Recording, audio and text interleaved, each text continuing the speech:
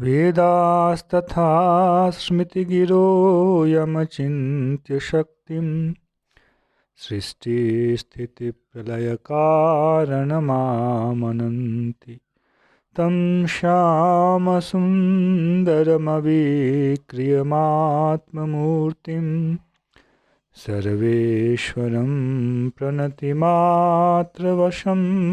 भजामः। अज्ञाननीरधिरुपैति यया विशोषं भक्तिः परापि भजते परिपोषमुच्चैः तत्त्वं परं स्फुरति दुर्गममप्यजस्रं साद्गुण्यभृत्स्वरचितां प्रणमामि गीताम्। नारायणं नमस्कृत्य नरं चैव नरोत्तमं देवीं सरस्वतीं व्यासं ततो जयमुदीरयेत्। हरे कृष्ण कृष्ण कृष्ण हरे हरे, हरे राम राम राम हरे हरे। गीता मंजरी का यह 166वां अंक है। हम लोगों ने भगवान का आदेश सुना कि इस काम रूपी महाशत्रु को मार डालो जो ज्ञान और विज्ञान का नाश करने वाला है। और इसके लिए क्या करना पड़ेगा? सबसे पहले इंद्रियों का संयम करना पड़ेगा। इस विषय को स्पष्ट किया गया। यहाँ संक्षेप में सूत्र रूप में संकेत दिया गया है, पर प्रक्रिया में जब हम लोग जाएंगे तो यह अभ्यास की प्रक्रिया है। सबकी उपयोगिता है, मन बुद्धि इंद्रिय सबकी ही उपयोगिता है। इसलिए इस श्लोक में अब भगवान आगे 2:42 में इस विषय को और स्पष्ट कर रहे हैं। इंद्रियाणि पराण्याहुः इंद्रियेभ्यः परं मनः मनसस्तु परा बुद्धिर्यो बुद्धेः परतस्तुषः। एवं बुद्धेः परं बुद्ध्वा संस्तभ्यात्मानमात्मना जहि शत्रुं महाबाहो कामरूपं दुरासदम्। दोनों श्लोकों को एक साथ पढ़ा क्योंकि श्लोक आपस में संबद्ध हैं। इंद्रियों का संयम करने के लिए भगवान ने कहा, तो इंद्रिय का संयम कौन करेगा? 3 अधिष्ठान भगवान ने कहा, इंद्रियाणि मनोबुद्धि अष्टाधिष्ठानम उच्यते। 3 किले हैं, इंद्रियां, मन और बुद्धि। इनमें से एक दूसरे की प्रबलता बता रहे हैं। इंद्रिय की तुलना में इंद्रियाणि पराणि आहुः, इंद्रिय जो है वह इस शरीर की अपेक्षा श्रेष्ठ है। स्थूल शरीर जो हमारा है इसकी तुलना में यह इंद्रिय श्रेष्ठ है। इंद्रियों की श्रेष्ठता 3 दृष्टिकोणों से है। एक तो यह है कि इंद्रिय इस शरीर का संचालक है। यह स्थूल शरीर की अपेक्षा सूक्ष्म है और शरीर के नष्ट हो जाने पर भी इंद्रियां नष्ट हो जाती हैं। इसलिए इंद्रियां श्रेष्ठ हैं। इंद्रियाणि पराणि, कस्मात् पराणि? देहात् पराणि, शरीर की अपेक्षा इंद्रियां श्रेष्ठ हैं। इंद्रियेभ्यः परं मनः, इंद्रिय की तुलना में मन जो है वह श्रेष्ठ है। क्यों? जागृत अवस्था में इंद्रियों का प्रेरक मन है। मन कहता है आँख तुम वहाँ देखो। अधिकांश समय, बहुत बार आँख भी अपने विषय से संयुक्त होकर मन को खींचता है, ऐसी बात कही गई है। पर प्रायः इंद्रियों का संचालक कौन है? मन। शरीर का संचालक इंद्रियां, इंद्रियों का संचालक मन। इस प्रकार से मन शरीर का संचालक हो जाता है परंपरा से। तो मन इंद्रियों का संचालक होने के कारण इंद्रिय की अपेक्षा श्रेष्ठ है। और स्वप्न में जब मन जागृत रहता है स्वप्न में जब मन की स्थिति विद्यमान रहती है, उसका लय नहीं रहता है, उस समय किंतु इंद्रियों का लय हो चुका होता है। इसलिए इंद्रिय की अपेक्षा मन जो है वह श्रेष्ठ है। वह राजा की तरह कार्य करता है और मन की तुलना में बुद्धि जो है वह श्रेष्ठ है। क्यों? मन को भी चलाने वाली निश्चयात्मिका बुद्धि होती है। अब यहाँ मन और बुद्धि में बहुत बार आपस में भिड़ंत चलता रहता है, पर बुद्धि यदि निश्चयात्मिका होती है तो वह मन को अपने अधीन अधिकांशतः रख लेती है। हर समय तो नहीं हो पाता है, पर अधिकांशतः रख लेती है। और यो बुद्धे है परतः तुषः, बुद्धि की अपेक्षा जो श्रेष्ठ है वह ज्ञानी जीवात्मा, ज्ञान स्वरूप और ज्ञान धर्म वाला जीवात्मा। इस प्रकार बुद्धि से श्रेष्ठ उस जीवात्मा को समझकर आत्मा के द्वारा आत्मा का स्तंभन करते हुए तुम, हे महाबाहो, तुम काम रूपी शत्रु को मार दो, जो कि बहुत ही जिसको जीतना बहुत कठिन है। तो यह एक प्रक्रिया भगवान ने बताई। आत्मानं संस्तभ्य आत्मना, यह एक छायावादी भाषा सी बात लगती है, पर देह को भी आत्मा कह दिया जाता है, मन को भी, इंद्रियों को। तो उस विषय पर चर्चा हम लोग बाद में करेंगे। पहले इस प्रक्रिया को समझेंगे, भगवान ऐसा क्यों कह रहे हैं। भगवान ने अध्याय के प्रारंभ में 2 प्रकार की निष्ठा बताई और कहा ये दोनों चीज़ें परस्पर निरपेक्ष नहीं हैं। जो ज्ञान की दशा में पहुँचे हुए होंगे उनके लिए तो ये सब संयमित है, परंतु उस ज्ञान की दशा में पहुँचने के लिए रास्ता यह है कि पहले कर्मयोग का आचरण किया जाए, और कर्मयोग का आचरण करते समय इसी प्रकार से इंद्रियों का संयम करते हुए काम को मारा जाता है, काम को का वध कर दिया जाता है, तब फिर वह क्रमशः जो है ज्ञान की दशा में पहुंचता है। इसलिए मैंने कुछ मिश्रित बातें नहीं की हैं, विषय तो आपस में स्वतः ही मिश्रित हैं। यहाँ केवल लगता है कि इंद्रिय को मन ऐसे जीत लेगा, मन को बुद्धि जीत लेगी, ऐसा नहीं है। इसमें बीच में और भी कई घटक, कई कारक आ जाते हैं। जैसा पहले कहा गया, जिसकी वैदिक शास्त्रों में श्रद्धा नहीं है उनके लिए उपदेश ही नहीं होता है, क्योंकि वे अति गाढ़ काम के द्वारा आवृत होते हैं। जो गाढ़ काम के द्वारा आवृत हैं, अति गाढ़ नहीं है, गाढ़ काम के द्वारा आवृत हैं, वे शास्त्रीय मर्यादा को मानते हैं, धर्म अधर्म को मानते हैं, कर्म को मानते हैं, कर्मफल को मानते हैं, भविष्य को मानते हैं, भविष्य का निर्णायक है हमारा कर्म धर्म, इस विषय को मानते हैं, इसलिए उसमें श्रद्धालु होकर करते हैं। किंतु उनकी यह श्रद्धा नहीं हो पाती है कि मैं जीवात्मा को इस कर्म बंधन से मुक्त करूं। तब वे सकाम कर्मी होकर वैदिक मर्यादा का पालन करते हैं।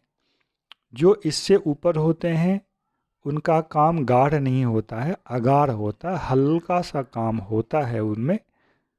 तो ज्ञानी से नीचे के स्तर पर होते हैं और वहाँ से ही योग की प्रक्रिया शुरू हो सकती है, वे ही योग के अधिकारी हो सकते हैं। कर्म और ज्ञान मार्ग वाले योग की बात कही जा रही, इस पर ध्यान देंगे। योग का और भी विभाग है, अष्टांग योग भी है, भक्ति योग भी है। इस अध्याय में उन विषयों को नहीं लाया गया है, इसलिए उस तरफ हम लोग अभी नहीं जाएंगे। कम गाढ़ वाला जो व्यक्ति है वह कहाँ से अपना विषय आरंभ करता है? वह तत्व को सुन चुका है, शास्त्रीय बोध उसे प्राप्त हो चुका है। जैसे हम लोगों को शास्त्रीय बोध प्राप्त है, जीवात्मा है, शरीर के साथ जीवात्मा का बंधन है, कर्म के अनुसार बंधन है, परमात्मा है, इन चीज़ों को हम लोगों ने शास्त्र के आधार पर जाना है और ठीक से जानने का प्रयास भी कर रहे हैं अभी। जब इसमें हमारी श्रद्धा होगी तब हम उस हिसाब से अपने लिए जो विहित उपाय है उसका हम लोग आचरण करेंगे। उस आचरण के द्वारा एक तो अच्छे संस्कार बनते हैं, हम ऊपर की ओर उठते हैं। अधःपतन कराने वाला कौन है? काम है।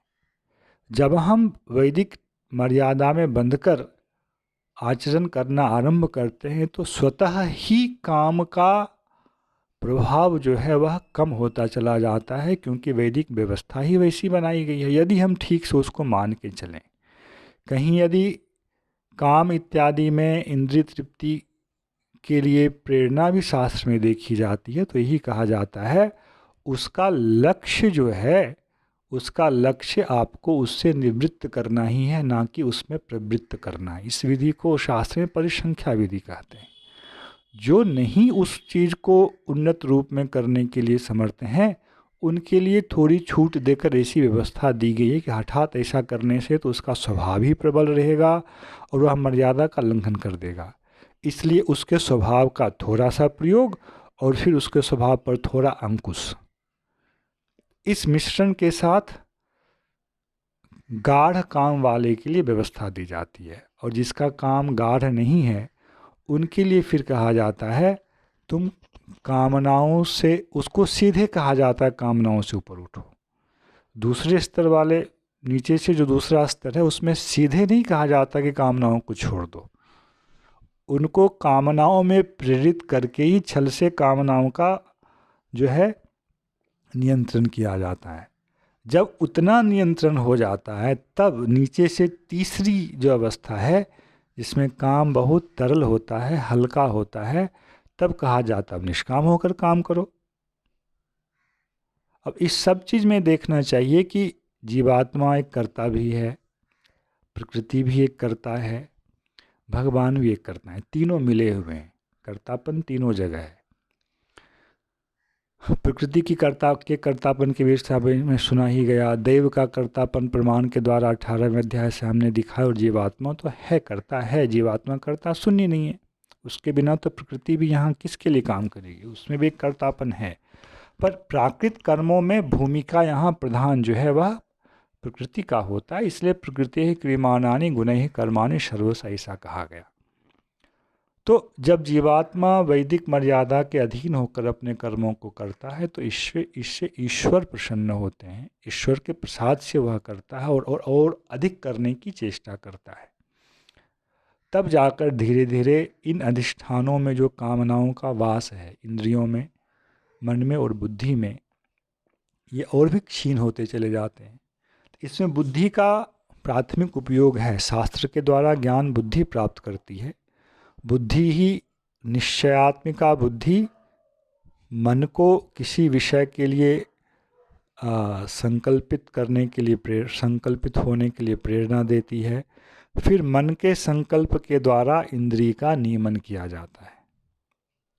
तो काम का भले ही मन से प्राथमिक अवस्था में निराकरण नहीं हो रहा है, पर इंद्रियों के नियमन में मन का प्रयोग होता है।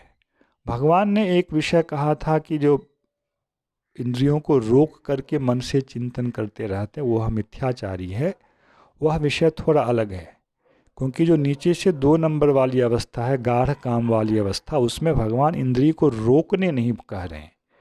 इंद्रियों को विषय में संचालित करना है, इस प्रकार से करना है कि इंद्रियों में रहने वाला काम जो है वह हल्का हो जाए। थोड़ा दोनों में अंतर है। वहाँ तो यह कहा गया कि वह शास्त्र के कर्मों को आरंभ ही नहीं करना चाहता है, सोचता है बस इंद्रियों को नहीं लगाऊंगा तो काम हो जाएगा। भगवान ने उसको मिथ्याचारी कहा था। यहाँ भगवान कह रहे हैं इंद्रियों को काम में लगा करके भी काम को जीतना है। यह एक वैदिक पद्धति की कुशलता है दूसरे स्तर के अधिकारी के लिए। तीसरा स्तर जो है नीचे से, उसमें तो साक्षात ही भगवान बार बार कह रहे हैं निष्काम होकर तुम कर्म करो अर्जुन। और हर जगह बुद्धि भी कामना से थोड़ी शुद्ध हो जाती है, मन भी कामना से शुद्ध हो जाता है और इंद्रियां हमें शुद्ध हो जाती हैं, फिर अगला स्तर, फिर अगला स्तर, इस तरह से जो है क्रमिक विकास जो है होता रहता है और योग की दशा में वह ऊपर की ओर बढ़ता रहता है। एक बार में ऐसा नहीं होता है। इस चीज़ को ही भगवान यहाँ दो प्रकार की निष्ठा के रूप में दिखा रहे हैं, कर्मयोग की दृष्टि से, कर्मयोग और ज्ञान योग। सकाम कर्म को योग की श्रेणी में भगवान ने नहीं लाया, पर ऐसा कहा जो योग नहीं भी कर सकते हैं उनको भी यह जो प्रवर्तित चक्र है मेरे द्वारा, वेद, वेद से यज्ञ, हाँ, यह जो चक्र है उसका अनुवर्तन हमें करते ही रहना चाहिए। जो वैदिक मर्यादा में आए हुए हैं उसे नहीं छोड़ना चाहिए।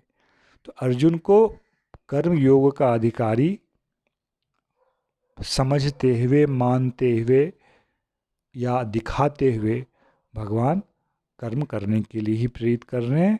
यदि ज्ञानी हो अर्जुन तो कह रहे हैं लोक संग्रह के लिए करो, पर उस तरफ भगवान की दृष्टि कम है कि अर्जुन को वो ज्ञानी कहें, क्योंकि अर्जुन तो मोहित हो रहे हैं। इसलिए कर्म का अधिकारी समझकर या दिखाकर अर्जुन को कर्म करने का उपदेश दे रहे हैं। अर्जुन, यह युद्ध कर्म है, तुम्हारे लिए विहित है, इसमें जीत हार की कामना को हटाओ। कामना जीत की होती, हार की कामना तो प्रायः नहीं होती है, कभी कभी हो भी जाती है, जैसे गुरु से हम हार जाएं, यह कामना रखते हैं लोग। उससे हटकर सम होकर आत्मा की शुद्धि के लिए, इंद्रियों की शुद्धि के लिए, चित्त की शुद्धि के लिए, मन की शुद्धि के लिए, बुद्धि की शुद्धि के लिए तुम्हें कर्म करना चाहिए। तुम छोड़ के संन्यास ले लोगे तो क्या तुम्हारी शुद्धि हो जाएगी? नहीं होगी। वह अलग विषय की, उसके बिना भी हो सकता है, वह अष्टांग योग के मार्ग से होगा, पर कर्म मार्ग से हिसाब से भगवान यहाँ भी यह कह रहे हैं वैसे शुद्धि उससे नहीं होगी। शुद्धि का यह सामान्य मार्ग जो है इसी प्रकार का है। पहले व्यक्ति सकाम कर्म करता है, सकाम कर्म के बाद निष्काम कर्म करता है, निष्काम कर्म करने के बाद शुद्ध और जब चित्त होता है तो उसका कर्तापन का अहंकार मिटता है, और जब कर्तापन का अहंकार मिट जाता है तो वह फिर ज्ञान की दशा में जाकर और प्रयत्न करता है और शुद्ध होता है, तब वह परमात्मा के साथ युक्त हो जाता है। फिर वह आत्मरति, आत्मतृप्ति इत्यादि की स्थिति में पहुंच जाता है। यहाँ हमारे शरीर पर कई आवरण हैं। स्थूल शरीर, 5 भूतों से बना हुआ यह शरीर, पृथ्वी, जलवायु, अग्नि से यह हम देखते हैं, किंतु इससे सूक्ष्म जो इंद्रियां हैं इसको देखते नहीं है। 5 कर्मेंद्रिय, 5 ज्ञानेंद्रिय। तो बाहर का जो हमारा शरीर है यह अन्न से बनता है, इसलिए इसको अन्नमय कोश कहते हैं। इसके भीतर जो इंद्रियां हैं उनका मूल है प्राण, प्राण से संचालित होते हैं, इसलिए उसको प्राणमय कोश कहते हैं। वह इससे सूक्ष्म है। उससे महत्वपूर्ण, उससे भी सूक्ष्म कोश जो है वह मन का कोश है, मन का आवरण है, इसलिए उसको मनोमय कोश कहते हैं। उससे भी सूक्ष्म कोश है, उसको विज्ञानमय कोश कहते हैं। वह जीवात्मा और बुद्धि को लेकर है, और उसके अंदर जो है वह आनंदमय कोश होता है, वह परमात्मा होता है। यह वैदिक जो है एक मान्यता है। तो संक्षेप में इसका दिग्दर्शन कराया, किस प्रकार इन सभी कोशों का प्रयोग होता है। परमात्मा का भी यहाँ प्रयोग है, परमात्मा के प्रयोग के बिना कुछ नहीं हो सकता है। ईश्वर की कृपा इस सब चीज़ में अपेक्षित है, किंतु श्लोकों में सीधा सीधा यह भाव यहाँ नहीं आया है। पर दूसरे अध्याय के उस विषय को यदि आप लोग लाएंगे, जिसमें भगवान ने कहा रसवर्जम रसोप्यस्य परम दृष्ट्वा निवर्तते, यदि उस विषय को छोड़ दिया जाए तब तो योग सिद्धि नहीं होगा। विषया विनिर्वर्तन्ति निराहारस्य देहिनः, श्लोक संख्या 259। निराहार विषय का सेवन नहीं करेगा तो ठीक है, विषय से दूर हो जाएगा, किंतु विषय से संबंधित जो रस है उसका वह दूर नहीं हो सकता। वह रस कब दूर होगा? जब वह परम का दर्शन करेगा। तो यह विषय भी यहाँ अपने आप स्वतः ही उपस्थित है, भले ही श्लोकों में यहाँ नहीं घुसाया गया जो अंत के श्लोक हैं। और तानि सर्वाणि संयम में युक्त आसीत मत पर, ये भगवान ने कहा। इस सबका संयमन तो करना ही है। किसका? इंद्रियों का, मन का, किंतु वह कैसे होगा? जब तक भगवान के साथ कोई संसर्ग नहीं रखेंगे तब नहीं हो सकता है। इसलिए ईश्वर के साथ संबंध भी यहाँ है। तो आत्मा आत्मना जो है, यह विषय जो यहाँ कहा गया अंतिम श्लोक में, उसमें ये सब बातें घुसी हुई हैं। आत्मा मतलब जीवात्मा, आत्मना का अर्थ लगाना पड़ेगा परमात्मा की कृपा से, परमात्मा के साथ युक्त होकर, यह शुद्ध अर्थ है। आत्मा के कई अर्थ हैं, पर भगवत प्रसाद के बिना क्योंकि ऐसा नहीं हो सकता, इसलिए वह उसको यहाँ लाना पड़ेगा। जीवात्मा परमात्मा के द्वारा उनके सहयोग से इस प्रकार से शत्रु को जीत ले। जय श्री कृष्ण। हरे कृष्ण कृष्ण कृष्ण हरे हरे, हरे राम राम राम हरे हरे।